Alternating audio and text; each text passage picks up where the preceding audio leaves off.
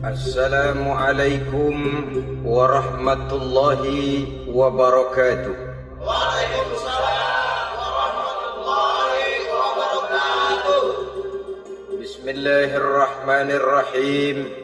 Alhamdulillahi rabbil alamin. Wassalatu wassalamu ala ashrafil mursalin, imamil muttaqin, sayyidil ghurril muhajjalin, wa ala alihi wa ashabihil mujahidin at-tahirin, amma ba'du. Saudara-saudara kaum muslimin rahimakumullah. Satu hari ketika seorang ulama besar bernama Al-Imam Al-Faqih Abu Lais tengah berjalan-jalan di dekat kota Basrah, berkelumpulah sekelompok orang di dekat beliau.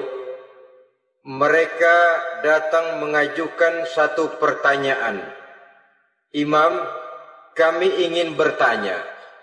Di dalam Al-Quran itu Allah Subhanahu wa ta'ala menjelaskan, Ud'uni astajib lakum. Berdoalah kepadaku, aku akan jawab doamu. Mintalah kepadaku, aku kabulkan permintaanmu. Itu dan begitu janji Allah di dalam Al-Quran. Kami, kata orang-orang tadi, sudah lama berdoa kepada Allah. Tapi kenapa sampai sekarang doa kami ini belum dikabulkan? Katanya, Ud'uni astajib lakum. Kalau kamu berdoa, aku jawab, aku penuhi, aku kabulkan doamu. Itu janji Allah. Kami sudah lama berdoa pagi, sore, siang, malam. Nyatanya sampai sekarang doa kami belum dikabul-kabulkan. Ini bagaimana? Apa ayat Quran salah? Apa Tuhan lagi lempengan gak denger?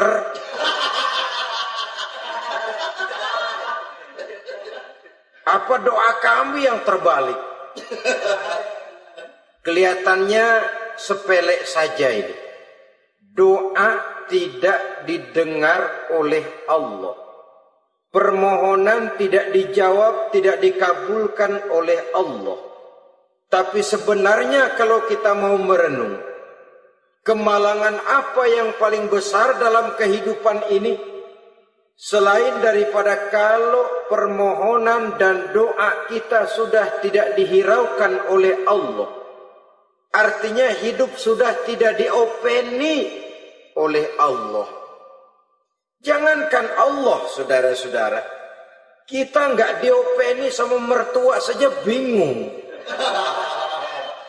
Ini mertua diem aja, kalau saya salah apa salahnya, kalau ada yang dikepengenin apa kepengenannya, boyak ngomong kenapa diem begitu. Ini tidak diopeni oleh Allah. Kemalangan apa yang lebih malang selain daripada kalau doa tidak didengar oleh Allah? Itu sudah kemalangan yang paling malang, lebih malang dari kota Malang saya kira.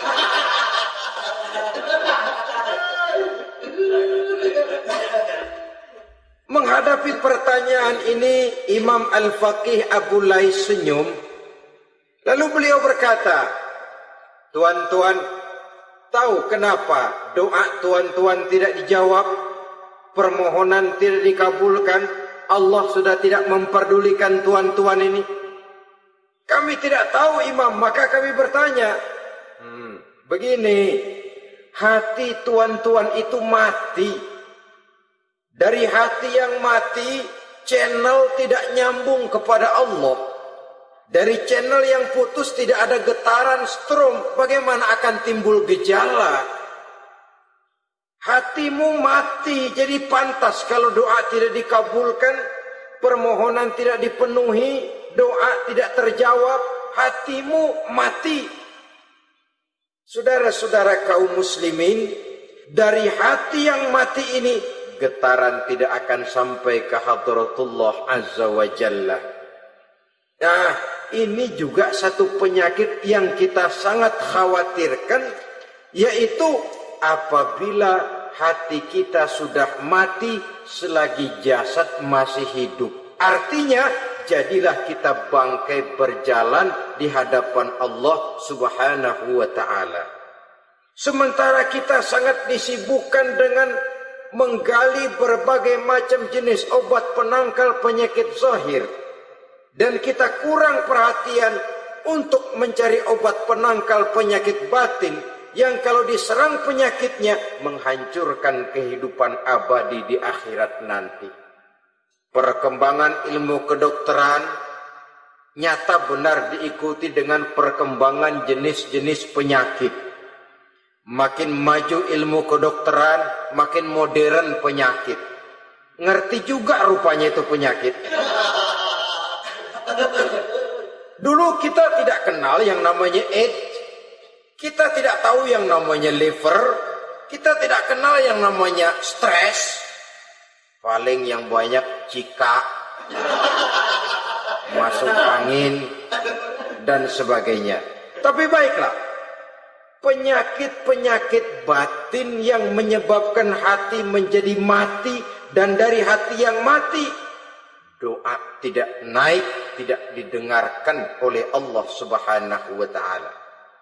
Nah, kata orang-orang tadi, yang menyebabkan hati kami mati ini apa, Imam? Beliau menjawab, pertama, araftumullaha wa lam tu'tuhu haqqahu. Yang menyebabkan hatimu jadi mati, pertama, kamu kenal benar kepada Allah, tapi haknya untuk disembah, kewajibanmu untuk menyembah, tidak pernah kamu laksanakan. Bagaimana Allah tidak akan jauh dari kita kalau kita tidak akan mengadakan pendekatan kepadanya. Dan pendekatan kepada Allah hanya bisa kita tempuh melalui jalur kegiatan ritual ibadah. Allah akan terlalu jauh apabila kita hanya membicarakannya lewat filsafat dan renungan yang mendalam. Tapi Allah akan dekat dan terasa hadir dalam hidup apabila kita dekati ia dengan pelaksanaan ibadah kepadanya. Kamu kenal Allah, tapi hakmu untuk menyembah, kewajibanmu untuk menyembah, haknya untuk disembah, tidak pernah kamu laksanakan. Kalau soal Allah kita kenal bukan main. Bahkan tidak hanya kita mengajarkan kenal juga kepada anak-anak kita. Kalau ditanya siapa pencipta matahari, bulan dan bintang, Allah. Siapa pencipta lautan, gunung, hutan belantara dan sungai-sungai, Allah. Siapa pencipta bumi, matahari dan sebagainya, Allah. Sembahyang apa enggak? Bagaimana nanti?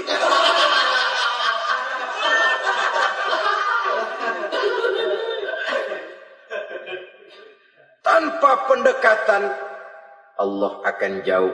Apabila Allah jauh, maka doa tidak akan didengarkan olehnya. Oleh sebab itu, logika mengajarkan kepada kita, berpayahlah dulu, wa man ladzatu illa ba'da ta'ab, inna ma'al usri yusra. Di balik kesulitan menunggu kemudahan. Nikmat baru akan terasa, kelezatan hidup baru akan terasa setelah kita jerih payah banting tulang peras keringat. Rasanya memang lebih nikmat sepotong singkong hasil cucuran keringat sendiri ketimbang roti dijejelin orang. Ini berarti kita ingin mohon pertolongan kepada Allah, sementara dengan Allah sendiri kita jauh. Sama saja dalam kehidupan kita analoginya, saudara-saudara. Orang tidak kenal kepada saudara, tahu-tahu jauh dari saudara, tahu-tahu datang mau minjem duit. Apa kesan saudara? Enak aja, kenal enggak, dekat enggak, datang-datang mau minjem duit. Emang duit percetakan bapak lu?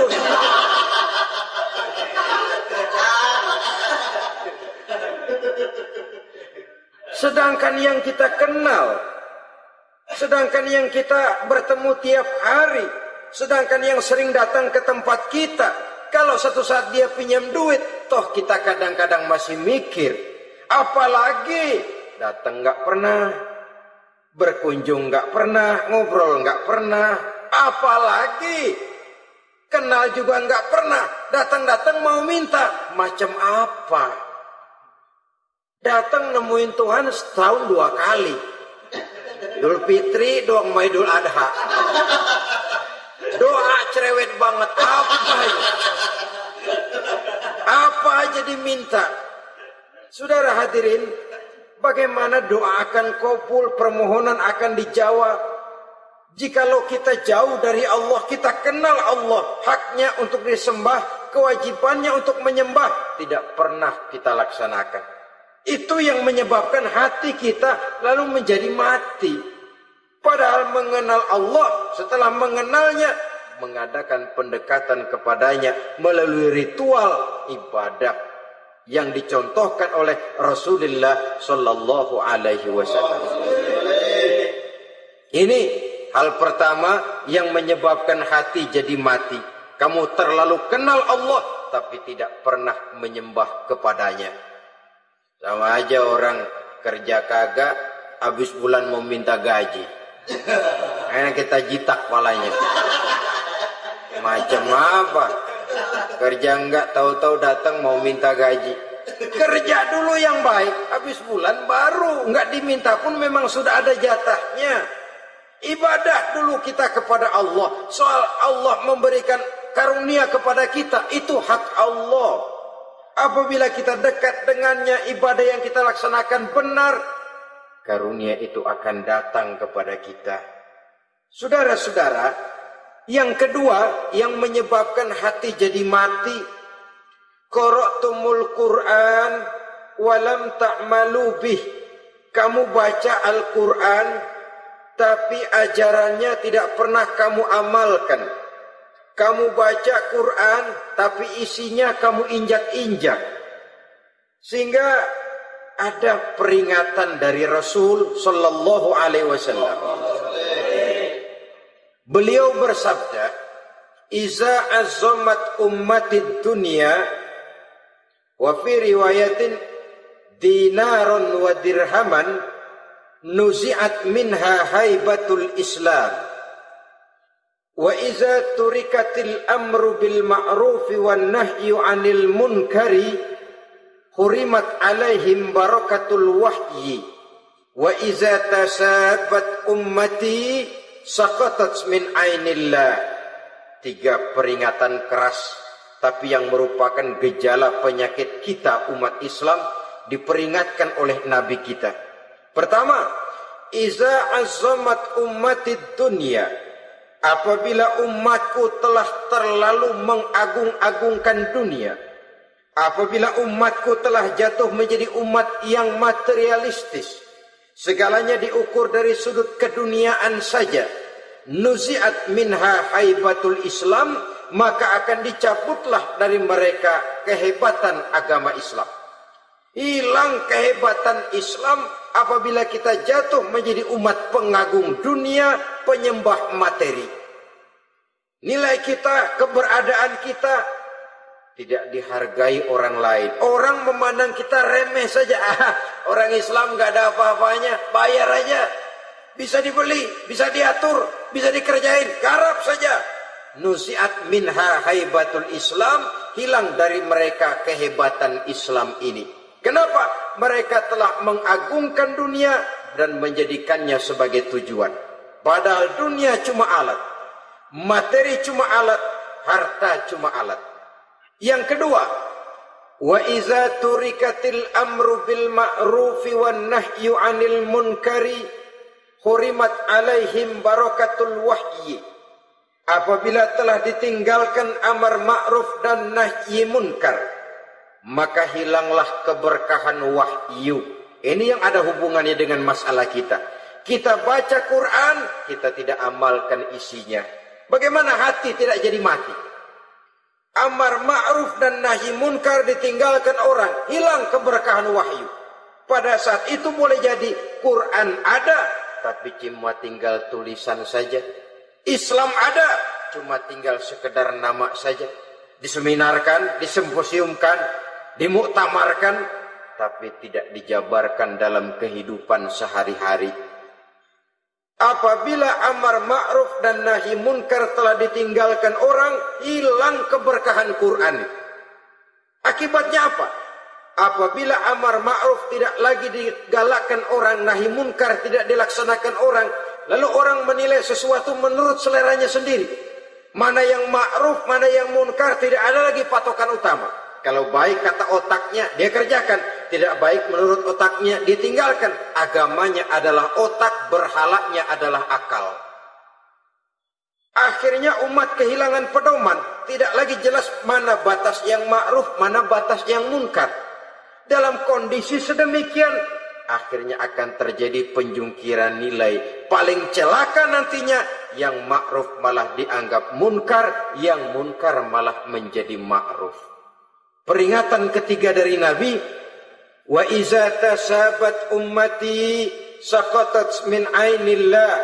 Apabila umatku sudah saling berbantahan, apabila umatku sudah saling caci memaki, saqatat min ainillah, jatuhlah mereka dalam pandangan Allah Subhanahu wa taala.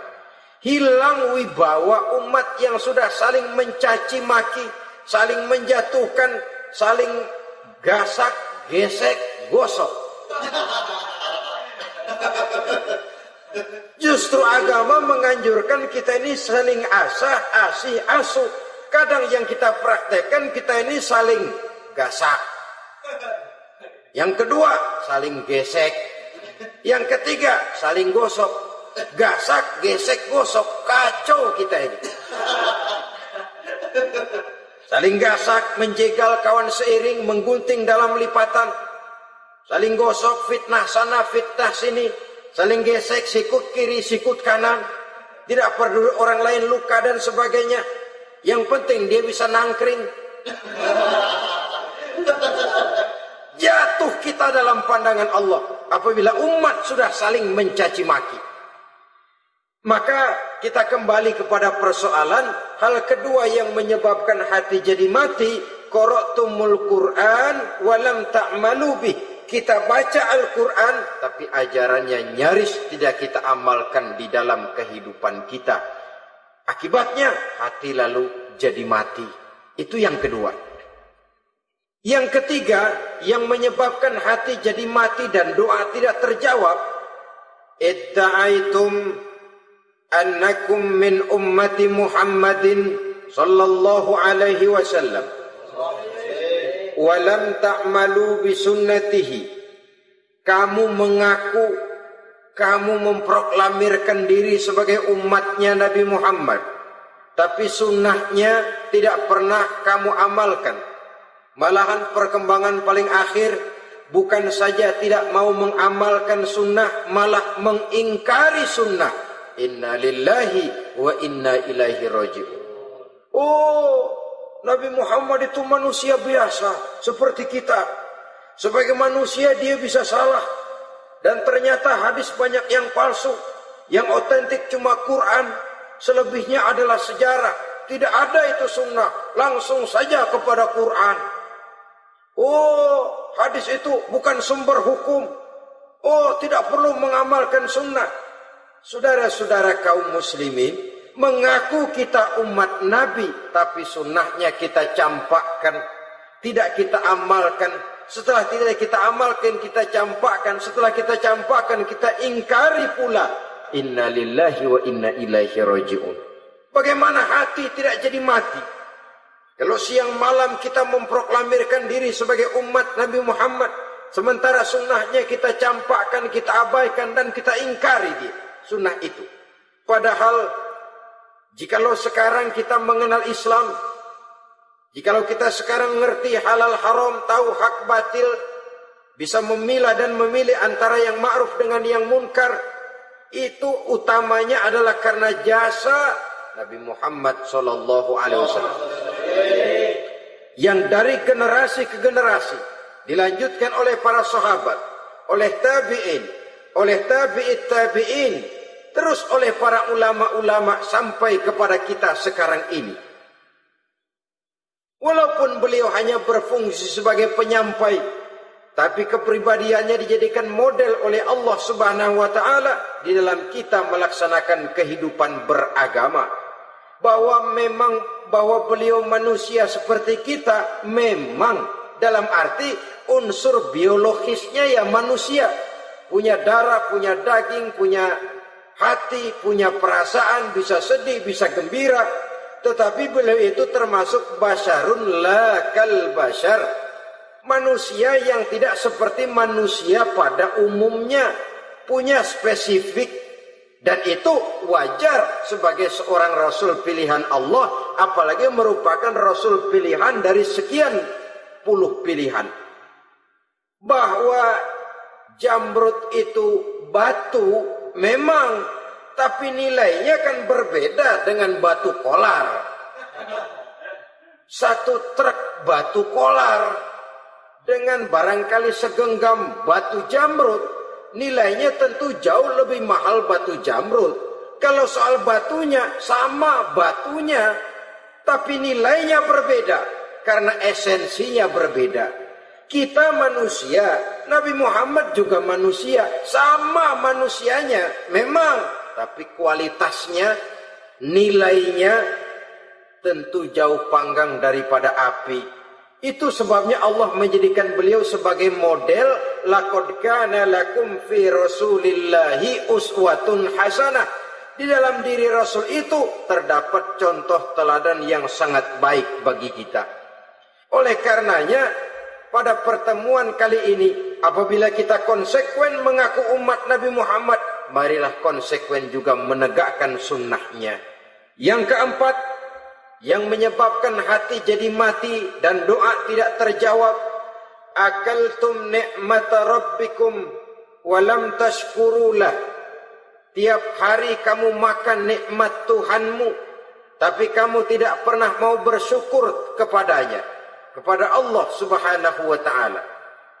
Nikmat Tuhan kita doyan banget, tidak pernah sehari dan sesaat pun terlepas diri dan hidup ini dari nikmat-nikmat yang diberikan Allah. Sejak kita bangun tidur sampai tidur kembali, bahkan tidur itu sendiri, di pasar, di sawah, di kantor, dimanapun kita berada, nggak pernah nikmat Allah berhenti. Hidup kita dalam alam diberikan segala fasilitas untuk menunjang kehidupan. Nggak pernah Allah pasang pajak matahari, nggak pernah Allah pasang pajak gas udara. Nikmat-nikmat yang banyak itu tiap hari kita kecap, tiap hari kita nikmati. Tapi kita tidak pandai bersyukur. Padahal Allah memberikan peringatan keras dalam hadis qudsinya. Man lam yashkur ala na'mai wa lam yasbir ala balai falyakhruj min tahti samai wal yatlub rabban siwaya. Siapa yang tidak mau bersyukur terhadap nikmat yang aku berikan kepadanya dan tidak mau bersabar terhadap ujian yang aku berikan kepadanya, silahkan keluar saja dari kolong langit ini dan cari Tuhan selain aku. Diusir oleh Allah. Kalau orang tidak mau bersyukur terhadap nikmat yang aku berikan dan tidak mau bersabar terhadap ujian yang aku timpakan, keluar dari kolong langitku, keluar, cari Tuhan selain aku. Diusir. Lah yang ngusir Allah. Anak sekarang bilang mau ke Menong.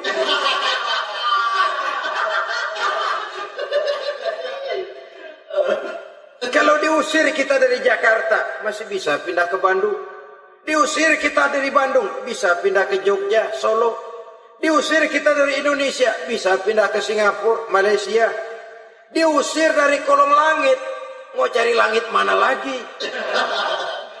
Kalau kau tidak mau mensyukuri nikmatku, tidak sabar terhadap ujian yang aku berikan kepadamu, keluar saja, keluar dari kolong langitku ini, cari Tuhan selain aku. Kalau istilah kita mah Tuhan, jengkel banget udah itu. Nikmatku, nikmat yang aku berikan kau makan, tapi kepadaku engkau tidak pernah mau bersyukur. Saudara-saudara kaum muslimin rahimakumullah, wajar.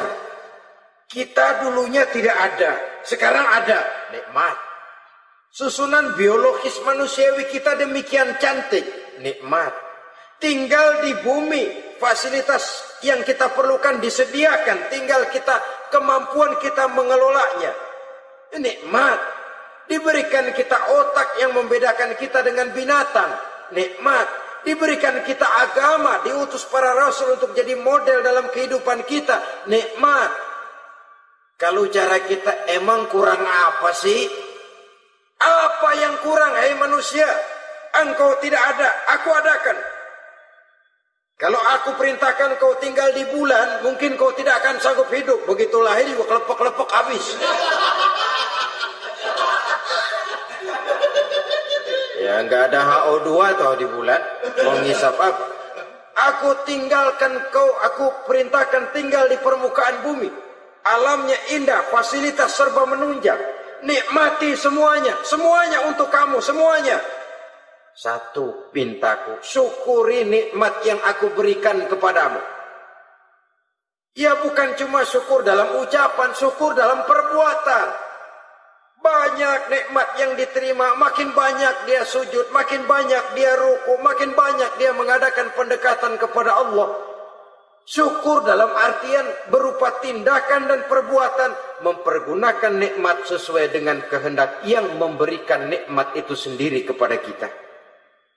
Saudara-saudara kaum muslimin rahimakumullah. Ini penyakit yang keempat. Kamu makan nikmat Tuhanmu, tapi kamu tidak pernah pandai bersyukur kepadanya. Mensyukuri nikmat yang diberikan tadi. Bagaimana hati tidak jadi mati? Kita sibuk mempersolek jasmani, mencari obat penangkal penyakit zahir. Maka yang ramai di zaman sekarang, saudara lihat, salon, fitness, senam, macam-macam jenis. Tidak ada salahnya dan tidak ada jeleknya. Tapi kalau itu sampai melupakan kita kepada memperindah batin, memperbaiki jiwa, artinya bukankah kita perlahan tapi mempersiapkan diri menjadi bangkai berjalan di hadapan Allah. Dengan operasi plastik, yang pesek jadi mancung, yang sipit jadi belok, kulit keriput jadi kencang, pipi terlalu cekung bisa diatur. Saudara-saudara, tapi kalau hati yang rusak, jiwa yang rusak, kemana lagi kita akan berobat kalau bukan kepada agama?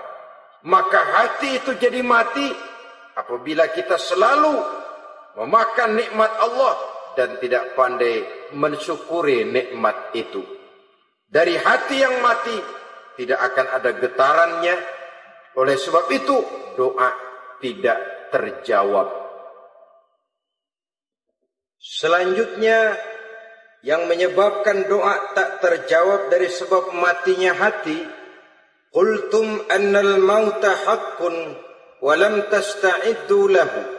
Kamu berkata, kamu yakin bahwa mati adalah sesuatu yang benar, tapi kamu tidak pernah punya persiapan untuk mati.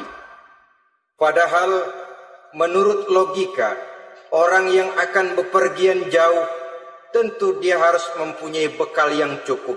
Semakin jauh jarak perjalanan yang akan ditempuhnya, semakin banyak perbekalan yang harus dibawanya. Dahulu, seketika beberapa jamaah dari Yaman akan melaksanakan ibadah haji dengan nekat, mereka berprinsip, pokoknya kan berangkat haji jadi tamunya Allah, nanti Allah yang akan ngelayanin. Mereka nekat, modal badan doang berangkat. Diadukan kepada baginda Rasul, lalu turun peringatan dari Allah, wa tazawwadu fa inna khairaz zadi taqwa. Jangan begitu, bawa bekal. Sesungguhnya bekal yang paling baik adalah takwa. Bahwa berangkat dengan bekal takwa itu bekal yang paling utama. Tapi bekal-bekal yang lain pun jangan diabaikan. Kalau kita akan berangkat untuk tujuan yang baik, bekal yang paling utama memang takwa. Tapi tidak berarti harus mengabaikan bekal-bekal yang lain. Begitulah, semakin jauh perjalanan yang akan kita tempuh, semakin banyak bekal yang harus kita hadapi. Kalau saudara mau pergi ke Surabaya, tidak membawa bekal kemudian berani berangkat, rasanya sih saya pikir itu bukan berani, nekat namanya. Sama saja orang belum pernah sembahyang, mati. Nekat tuh orang, berani amat. Belum berbuat kebaikan barang sedikit pun sudah mati, nekat namanya itu. Sama saja tadi, nggak bawa bekal apa-apa berangkat ke Surabaya. Sampai Surabaya belum tentu, sengsara udah jelas. Belum punya bekal yang baik sudah mati. Sampai ke surga belum tentu, tapi kebelangsak dan sengsara, rasa-rasanya pasti itu. Oleh karena itu, kalau kita yakin mati sesuatu yang benar, sesuatu yang pasti datang menimpa, maka hendaklah kita mempersiapkan bekal. Kemudian idda'aitumun najata minan nar wa ramaitum fiha anfusakum. Kamu memproklamirkan diri ingin selamat dari neraka, tapi kamu lemparkan dirimu ke dalam neraka. Bagaimanapun bajingannya bajingan, kalau ditanya ente mau masuk neraka enggak? Jawabannya pasti enggak. Itu pasti perbuatannya sendiri yang melemparkan dirinya ke dalam neraka. Membiarkan dirinya berlarut-larut, bertimbun-timbun dalam dosa dan kesalahan. Dan tidak akan ada niatan untuk memperbaiki diri. Hanyut di meja judi, habis ditelan minuman keras, fitnah sana, fitnah sini, hasud sana, hasud sini. Padahal mulutnya ingin selamat dari neraka, perbuatannya malah melemparkan dirinya ke dalam api neraka. Tidak ada orang yang lebih sayang kepada diri kita selain kita sendiri. Dan menyayangi diri itu tidak cuma dengan memandikannya sehari 3 kali, memakaikannya parfum dengan segala macam merek, memakai sabun yang wangi-wangi, minyak yang harum-harum. Lebih daripada itu, jaga dan sayangi diri. Jangan jatuhkan dia ke dalam perbuatan-perbuatan yang bisa menjerumuskan diri itu ke dalam neraka. Kemudian disambung oleh Imam Al-Faqih Abu Lais yang menyebabkan doa tidak terjawab karena hati mati. Idda'aitum dukhulal jannah walam ta'malu laha. Kamu ingin masuk surga, tapi kamu berat mengamalkan perbuatan yang bisa menyampaikan kamu ke surga. Semua kita kalau ditanya, mau masuk surga? Mau. Tapi jarang yang berlomba melakukan perbuatan-perbuatan yang bisa menyampaikan kita ke surga. Kemudian yang terakhir kata Imam Al-Faqih Abu Lais, dafantum mautakum walam ta'tabiru laha. Kamu menguburkan orang yang mati di antara kamu, tapi kamu tidak bisa mengambil iktibar, tidak bisa mengambil pelajaran dari mayit yang jenazah yang kau kuburkan itu. Mestinya kan nguburin orang tuh membuat sadar. Iya, kalau sekarang dia saya baringkan di liang lahat menghadap ke arah kiblat, bantalnya tanah, setelah itu ditutup dengan papan, lalu ditimbun dengan tanah. Iya, sekarang giliran dia, giliran saya, entah besok, lusa, bulan depan, tahun depan, tapi pasti mengubur mayat, mengubur jenazah, tapi tidak bisa mengambil iktibar dari yang dilaksanakannya itu. Ini merupakan penyakit-penyakit batin yang merupakan handicap, yang menimbulkan jarak antara kita dengan Allah Subhanahu wa ta'ala. Pantas kalau itu semua ada pada diri kita, hati jadi mati. Dari hati yang mati, doa tidak akan tembus. Kita tidak lagi akan diperdulikan oleh Allah Subhanahu wa ta'ala. Dan itu sekali lagi kemalangan yang terbesar dalam kehidupan kita. Bagaimana jalan keluarnya? Pertama, memperbaiki batin kita, menyelamatkan diri daripada penyakit-penyakit yang bisa mematikan hati seperti yang sudah saya sebutkan tadi. Yang kedua, berdoa dengan adab. Sehingga tata cara di dalam kita bermohon kepada Allah Subhanahu wa taala dibicarakan secara khusus oleh Al-Imamul Ghazali dalam kitab Ihya beliau yang disebut adabud doa. Adab di dalam kita melaksanakan doa kepada Allah Subhanahu wa taala. Setelah batin ini bersih dari penyakit-penyakit hati yang bisa menyebabkan hati jadi mati, berdoalah kita kepada Allah. Bagaimana adabnya? Kata Imamul Ghazali rahimahullah, yang pertama hendaklah ia di dalam berdoa itu memilih waktu yang mulia. Minal awqatis syarifah, kata beliau. Memilih waktu-waktu yang punya nilai mulia. Ramadan dalam 1 tahun, Jumat dalam tiap minggu, sepertiga malam yang akhir pada setiap hari, waktu-waktu yang punya nilai mulia. Walaupun misalnya saudara berdoa pada hari Kamis, tidak ada halangannya Allah mau kabulkan. Ini tidak berarti bahwa kalau sudah berdoa hari Jumat lalu hari Kamis tidak mau berdoa, tidak. Lebih memilih mengintai waktu-waktu yang punya nilai mulia. Lailatul Qadar sekali dalam setahun, waktu-waktu yang punya nilai mulia. Logikanya begini, saudara-saudara. Kalau kita datang ke rumah seseorang, tujuan utama kita minjem duit, yang paling pertama kita perhitungkan tanggal berapa nih? Kan itu toh, tanggal berapa? Kalau tanggal 20 atuh minjem duit, orang lagi ngap-ngapan. Boro-boro dia bisa minjemin, dia sendiri mungkin lagi pusing. Kita lebih dulu kita amatin tanggal berapa nih? Yang enak sore apa siang? Jam 2. Jam 2 dia baru pulang dari kantor, tapi giliran tidur. Kalau dia tidur dibangunin, datang mau minjem duit, kagak dimaki-maki sudah kebagusan deh. Kan kita lihat waktunya, timingnya kata orang sekarang. Tanggal berapa, sore, apa malam, apalagi gulam, apa terang bulan. Itu semua sudah kita atur sedemikian rupa. Memilih waktu.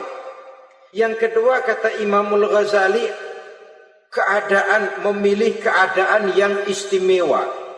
Kalau tadi soal waktu, yang kedua soal keadaan. Ada situasi-situasi di mana doa itu diijabah oleh Allah Subhanahu wa taala. Di antaranya kata Imam Abi Hurairah, "Inda zahbi sufuf fi sabilillah." Pada waktu mengatur barisan perang membela agama, di situ doa kabul. Inda nuzulil ghais, ketika turun gerimis, di situ doa makbul.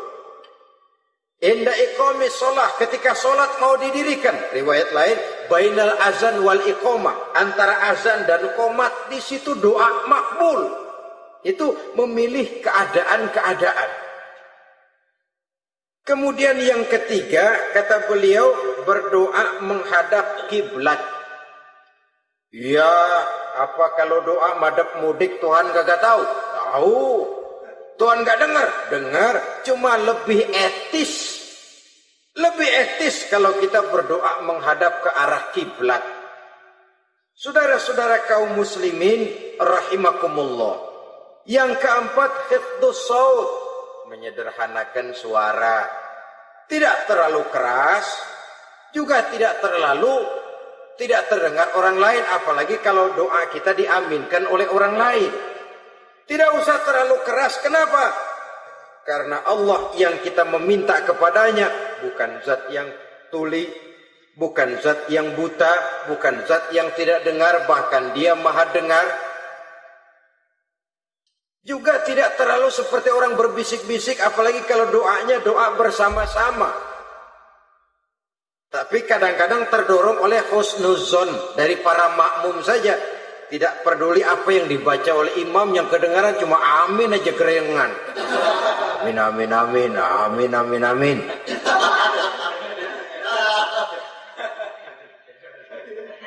Juga tidak terlalu keras. Seperti orang berdoa, seperti orang pidato. Saudara-saudara kaum muslimin rahimakumullah. Yang kelima, alla yatakallafa saja' fid du'a. Dalam berdoa, kalau istilah kita, jangan nyelongcong. Saja' suja' ini menunjukkan sikap berani kepada Allah. Misalnya ada orang berdoa, ya Allah ampunilah saya kalau engkau mau. Kalau Allah mau.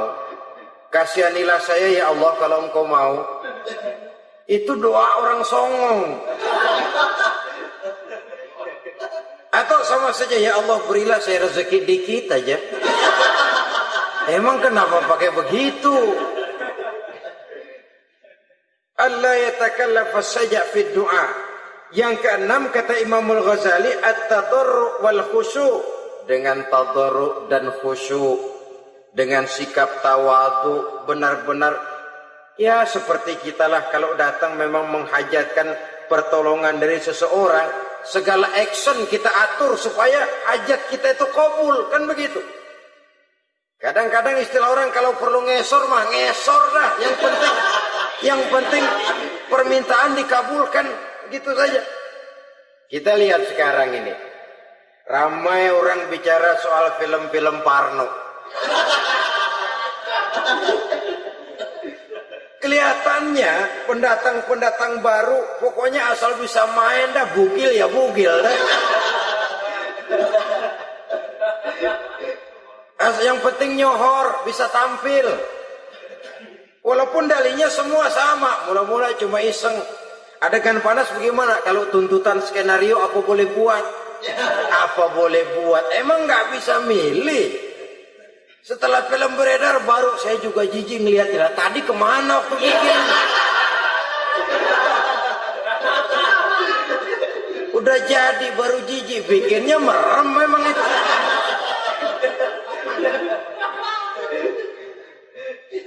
Tapi ada satu analogi, asal bisa main, asal bisa tampil di layar, apa saja jadi taruhan sudah. Bugil ya bugil dah, nggak soal dah, pokoknya bisa main, tampil, nyohor, masuk koran. Udah seperti kata-kata orang Arab, bul ala zamzam fatu'raf. Kalau pengen terkenal kencingin sumur Zamzam. Artinya apa? Bikin yang aneh-aneh, yang orang nggak kerjain, ntar ngetop. Yang ngetop lempengan jeleknya.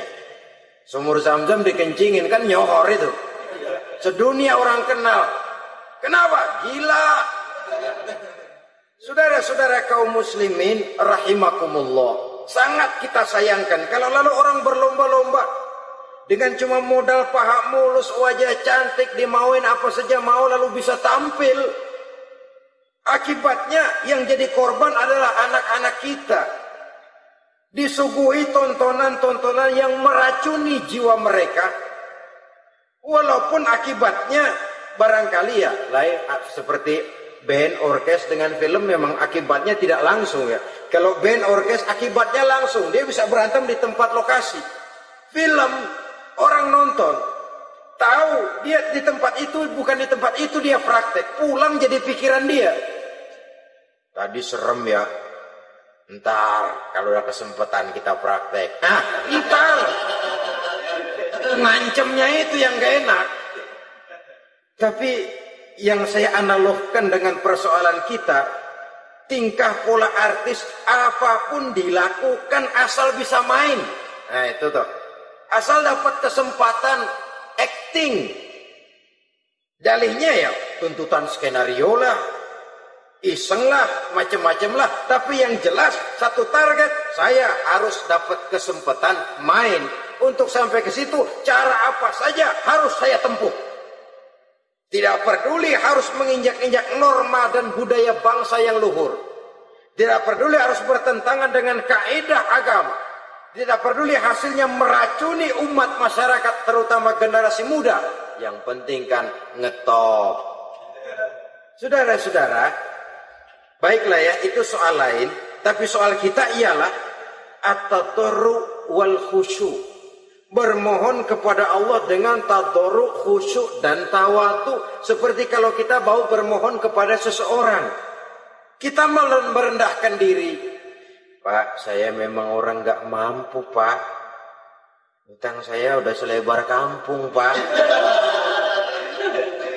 Sanak udah 16 seperempat. Apa saja kita meratap, menghibah, mengeluh, merintih, ujungnya kan yang penting gue punya duit dapat dah gitu. Apa kayak diomongin, pokoknya pulang bawa duit, itu saja. Itu strategi manusiawi. Kalau ini kita adakan konteks, oh iya, kepada Allah lebih lagi kita tadarruk, khusyuk, tawadhu. Doa dengan tawadhu, sebab kita akan bermohon kepada yang serba maha. Menghadap ke arah kiblat, duduk bertafakur dengan khusyuk, tawadhu. Jangan doa sembari tolak pinggang.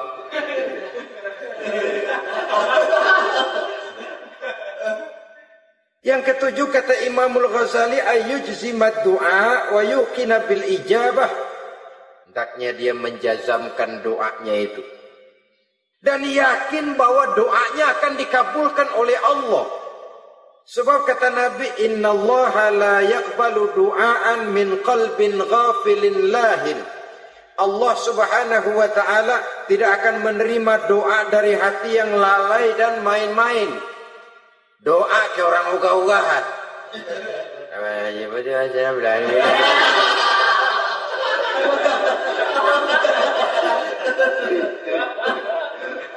Kali malaikat nyongok dong, lu minta apa lu?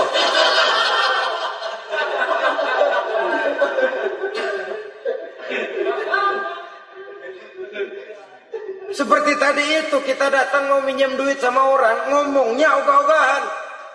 Minjem duit dikasih syukur, enggak ya udah. Ya enggak dah, enggak dikasih sudah. Kenapa? Mintanya begitu. Enggak serius. Dan enggak yakin bahwa doanya akan dikabulkan.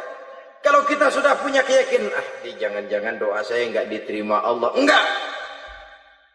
Kata Allah, ana inda zanni abdi bi. Aku sih bagaimana menurut sangka hambaku kepadaku saja. Kalau sangkanya baik, aku baik. Kalau sangkanya doanya dikabulkan, aku kabulkan. So itu doa harus dengan pasti dan harus dengan yakin doa itu akan dikabulkan dan meluruskan harapan, membenarkan cita-cita, meluruskan maksud apabila doa itu dikabulkan oleh Allah Subhanahu wa taala. Saudara-saudara, oleh karenanya jangan doa setengah hati. Jangan berdoa sambil main-main. Apalagi menghadap kiblat dengan dua tangan terangkat sebagaimana dicontohkan oleh Rasulullah sallallahu alaihi wasallam. Bahwa berdoa tanpa mengangkat kedua tangan pun Allah tahu. Allah dengar. Tapi kelihatannya kurang serius. Seolah-olah terserah ada Tuhan mau dikasih ya kasih, enggak ya udah. Seolah-olah kita tidak serius dalam berdoa. Kemudian yang berikutnya kata Imamul Ghazali, ayyaftatahat du'a bi dzikrillah fala yabda'u bi su'al. Hendaknya dia mulai berdoa itu dengan menyebut nama Allah, berzikir kepada Allah, fala yabda'u bi su'al, jangan langsung memulai dengan permintaan.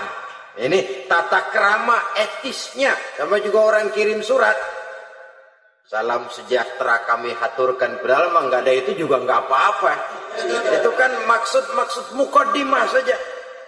Besar harapan kami semoga Bapak dan sekeluarga di sini pun berada dalam keadaan sehat walafiat. Selanjutnya kami telah dengar dari berbagai teman tentang kedermawanan Bapak, tentang bantuan Bapak di berbagai bidang yang menyangkut sosial pendidikan. Sehubungan dengan itu maka kami bermaksud mengajukan permohonan. Baru masuk itu mah 15 kalimat kesonoin, urusan lain. Intinya sehubungan dengan itu kami bermaksud memohon kepada Bapak. Kita mulai, salam sejahtera kami haturkan, bersama ini pula kami, macam-macam lah. Sama juga seperti tadi itu, kita datang mau minjem duit, datang karena kita tahu datang habis bulan, malam terang bulan, udaranya sejuk, ngobrol lah kita, dapet teh. Apa kabar Pak? Baik. Aduh Bapak sih, untung dah Pak, kayak pemurah lagi. Saya tahu Bapak banyak nyumbang di mana-mana. Diangon aja tuh orang diangon.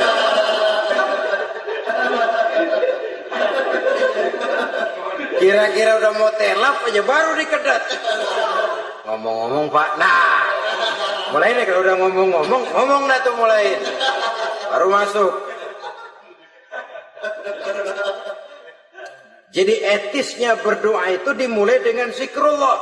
Karena itu umumnya dimulai dengan Alhamdulillahirabbil alamin. Kita puji dulu Allah. Alhamdulillahirabbil alamin hamdan yuwafi ni'amahu wa yukafi'u mazidah. Kita puji dulu Allah. Seperti orang tadilah. Kita puji dulu kebaikannya. Walaupun pada akhirnya kita minjem duitnya. Sebenarnya Allah nggak perlu dipuji toh. Dipuji atau tidak Allah tetap termulia. Ini etis manusia.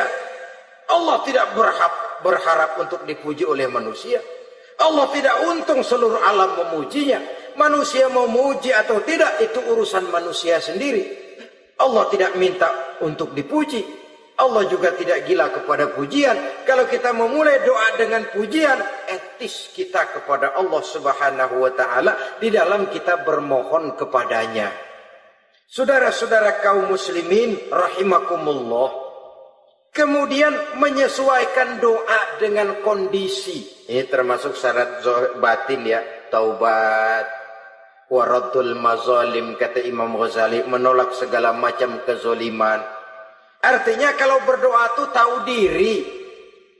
Kalau gaji kita sebulan 700 atau 800, 900 ribu, berdoa minta rezeki 1 juta, itu tahu diri namanya. Kan cuman kurang 100 ribu. Ya, kalau kerja kagak, minta gajian 1 juta.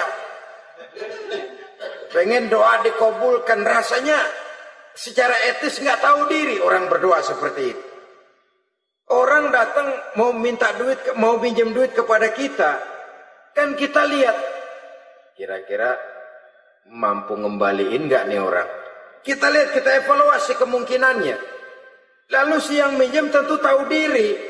Kalau memang kekuatannya ngembaliin tidak seperti kekuatannya mulangin, hendaknya dia timbang rasa. Begitu juga kepada kita etisnya kepada Allah Subhanahu wa taala. Tahu diri, menyesuaikan doa dengan keadaan. Kalau tidak, ada gap terlalu jauh panggang daripada api, nanti nasibnya bagai si pungguk merindukan bulan. Apabila adab-adab di dalam berdoa ini kita perhatikan, sejak dia dari adab yang zahir sampai kepada adab yang batin, kemudian penyakit-penyakit yang membuat hati itu jadi mati, maka insya Allah doa kita dijabah oleh Allah Subhanahu wa taala.